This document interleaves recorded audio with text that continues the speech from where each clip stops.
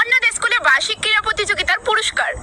বার্ষিক ক্রীড়া প্রতিযোগিতা অংশগ্রহণকারীদের মধ্যে যারা যারা দৌড় প্রতিযোগিতা অংশগ্রহণ করেছিল তাদের মধ্যে প্রথম স্থান অধিকার করেছে অষ্টদশ শ্রেণীর বুম বুম রয়। ওকে সম্মানিত করা হলো। ওর হাতে দেওয়া হলো চাবি। জি হ্যাঁ, বুম বুমকে দেওয়া হলো ল্যাম্বরগিনির চাবি। দ্বিতীয় স্থান অধিকার করেছে পঞ্চদশ শ্রেণীর হিপ হিপ চৌধুরী।